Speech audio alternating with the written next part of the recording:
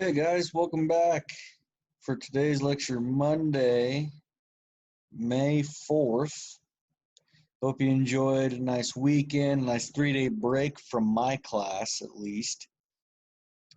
So let's dive right in. We're going to finish this week, and we still have quite a bit to cover here, so I'm going to get into it. When we left off Thursday, we talked about the end of Vietnam and then the Cambodian massacre, uh, which if I had more time, I really would cover that more in depth because I think it's fascinating and it absolutely should be taught in more depth than it does normally. And in fact, me just talking about it is more than most history classes do. I know I was never taught about it. It's not listed anywhere in the state standards, which I think is a shame. I think it is something that's very important to have covered. But now we're moving on, and we're going to talk a little bit about a Soviet failure. We've talked about a couple American uh, slip ups like Vietnam and parts of Korea. Now we're going to get into a Soviet misstep, and it was a very pricey one. So, Afghanistan is a country in Asia, and Afghanistan had some government issues in the 70s. They had a lot of conflicting parties, and a communist named Babrak Karmal takes power. Now, he is a Soviet backed ruler. He was kind of leading, I wouldn't say a revolution, but a government overthrow. And he actually fails in his initial attempt to do so, and he's forced to exile the country. Now, more overthrows of the government of Afghanistan take place, and the Soviets move in because it was a communist government, or it was a communist leader, communist leaning leader, I guess. I don't know if you consider Afghanistan at the time actually communist, but the leader himself was a communist leaning type dictator. And he invites the Soviets in, and then the Soviets decide this guy isn't the best choice to lead this country in communism. And Karmal, who is at the time exiled in Moscow, Russia. So the Soviets assassinate the leader of Afghanistan at the time, Muhammad Daoud Khan, I believe was his name. And he's assassinated, and Karmal is taken out of exile and placed at the head of the government. Well, there are some Muslim guerrilla fighters known as the Mujahideen. I should have put that name in here somewhere. I can't believe I didn't. Mujahideen, which it just translates to, it's taken from the word jihad, which in Islam means struggle. So Mujahideen was just people of struggle, or people going through struggle. And these were anti-communist rebels, essentially. And they were supported by anti-communist countries. So like the US was sending weapons and money to the Mujahideen to fight against the Soviet Union and that current Afghan government. And after 10 years, or 9 years of fighting, the Soviets could not defeat the Mujahideen, and they'd lost so much money that in 1988, the Soviet Union was going through dire economic trouble. And they decided they could no longer maintain fighting in Afghanistan, so they had to leave. And when they left, communism in Afghanistan left. and the Mujahideen won.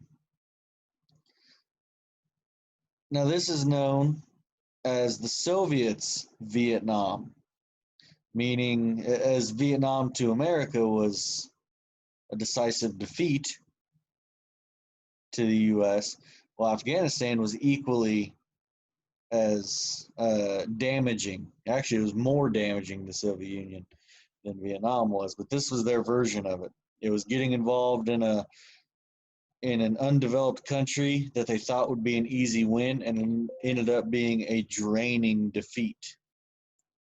Now, actually, I'm going to do something different here, as I feel like maybe some students like to fast forward to the end of the lecture just to get the question and then look it up. So I'm going to go ahead and go to the question now, which is, what was a solidarity movement? So you're going to right now not have a clue. So stick around, and I will tell you what the solidarity movement was. So after this video is over, if you want to make note of what the time is, you can come back to the slide to get the question and put it on the question of the day document. But I'll revisit that in a moment. So this is a loss for the Soviets, and Afghanistan is put in the hands of the Mujahideen. Now here's something interesting. The Mujahideen was made up of multiple rebel groups that were strongly motivated by their Islamic faith. And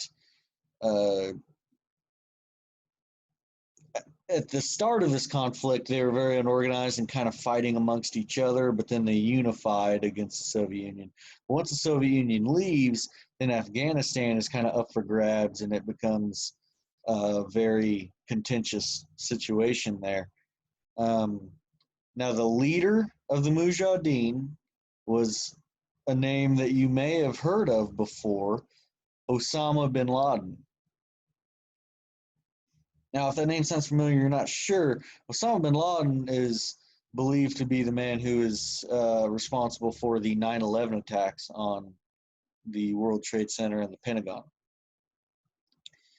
So that was a man that provided the plans and the carry out of the largest terrorist attack on American soil ever.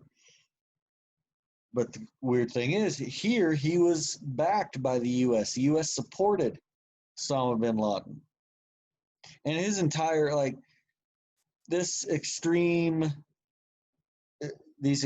Islamic followers, they hate Christianity, they hate Judaism, they hate everything that doesn't abide by their personal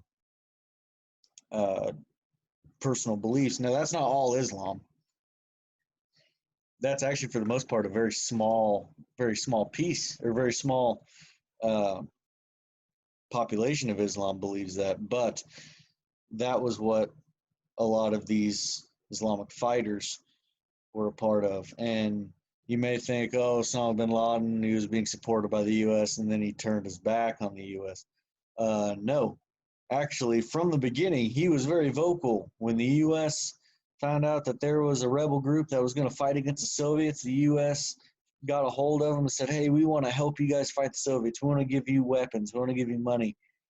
And bin Laden was like, okay, I mean, I hate you guys and everything you stand for, and I will never be an ally of yours. In fact, we will probably be enemies before long, but I'll take your money and guns. And the U.S. said, oh, yeah, sure, just take them. You know, we can hash out our differences later. You know, I'm sure one day we'll become good friends. Bin Laden made it very clear, like, I really, really doubt that, but like I said, we'll take the money and guns. Like, we'll take the weapons, no issues. And so we gave them a bunch of weapons. And then we're shocked when bin Laden was an enemy of the U.S. long before September 11th, 2001. He was already a member of what we perceive to be terrorist groups. back in the 90s, and he was already on America's Most Wanted lists. And so it's not like that was a total surprise that he was the one that conducted those attacks. But we were so desperate to defeat communism and defeat, the spreading of communism, that we backed someone who we knew we would probably be enemies with. We backed them so that we could kick out communism in Afghanistan. And then bin Laden then used those weapons and used that power against us. You think, boy, that was a bad decision. Well, it was a risk. It was trading a current win, or a short-term win for a long-term loss. We made that deal, and honestly, I feel like if the U.S. government was made a similar deal today with those same consequences on the line, they'd probably take the deal again. Here's a crazy thing. About 10 years later, we give money and weapons to a man fighting communism in the Middle East, in Iraq, and his name was Saddam Hussein.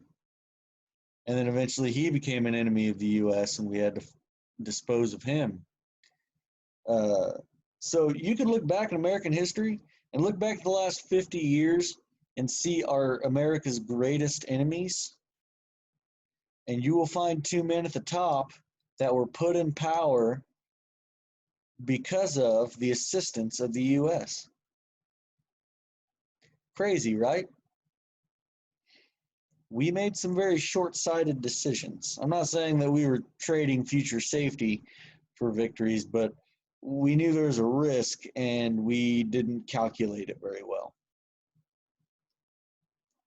So, but that was the fighting in Afghanistan, and the Soviet Union lost. Now, the U.S. doesn't send any soldiers over. We're just giving money and weapons to the Afghani rebels. But Soviet Union does get defeated there.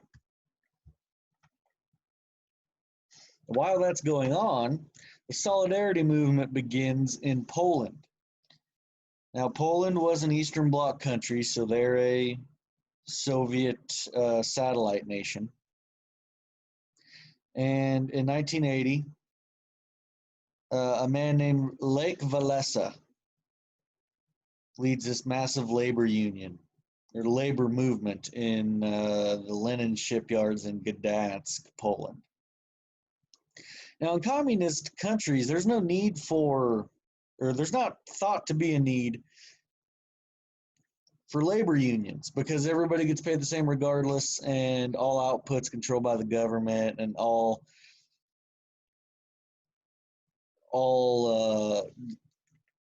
conditions are decided by the government. And when the government makes those rules, they think, well, no one's ever going to dislike us because we're so awesome, so there's no need for a labor union.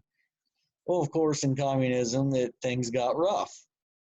In Poland, food prices escalated because they were running out of money because communism. So food prices skyrocket while wages and income do not. They stay the same. Well, so if everything you're buying is getting way more expensive, but you're making the same amount of money, you're not going to be able to afford a lot of stuff. So labor strikes take place all throughout Poland. And it starts in the Lenin shipyards because the head of that shipyard, and it was a woman, and she had a long Polish last name. She was fired by the government just a few weeks before her government mandated retirement. You know, when you got to a certain age, the government told them they had to step down. But when you retire, you got a nice little severance package, and you got to, live out the rest of your years comfortably taken care of.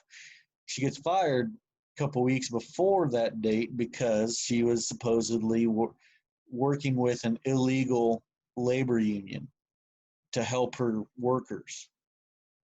So the workers defend her and go on strike. And then these strikes spread throughout the rest of Poland and other industries, and it creates a solidarity movement. Now, solidarity itself means lone and one, like singular. Well, this movement, they stood in solidarity, they stood together. Either we all work or none of us work. Either we all prosper or none of us prosper. And there's so much pressure. There's so many people joined this labor union that wasn't recognized by the government. The government refused to recognize its validity because they didn't want to. Like it wouldn't help them any. It wouldn't help the government, I mean. But eventually this labor union gets 90% of the workers in all of Poland to join. 90% of the working population in Poland was a part of the Solidarity Worker Labor Union. And finally, the Polish government had to recognize it as legitimate. Now, the Polish government was kind of sympathetic because they didn't like being told what to do by the Soviet Union either. And people in Poland were rising up in nationalist attitudes. Like nationalism in Poland spreads quickly. Like they are passionate Polish people. They said we got pushed around in World War II, we got destroyed by the Germans. We are not going to let the Soviets do the same. And the Polish government starts to go, okay, you're getting, we're behind you. So now the Polish government gets behind the labor union, turns their backs on the Soviet Union, and by the end of the 1980s, the Soviet Union, which is already about to fall apart, finally lets Poland walk. And Poland leaves the Warsaw Pact. They leave the Eastern Bloc. They become an independent nation. They hold free elections in 1989. And the new president of Poland was Lech Walesa. He was so popular from leading this labor movement that he becomes the first democratically elected president of Poland. So after about 9 years of all this strife and all this workers' complaints to the government, they finally leave communism. And Lech Walesa, like he organizes this movement based around nonviolent protests. This is a very nonviolent event, and that ultimately helps him gain even more support. Like people from outside Poland, like the U.S. becomes huge supporters of Lech Walesa. They love him. And then the Polish people did as well. That's why he got elected president after all this. And Walesa to this day is a very highly thought of person. I honestly don't know if he's still alive. I think he probably is. But he's a very, very highly thought of person in Poland. And he won a Nobel Peace Prize after all of this, or for all of this. So,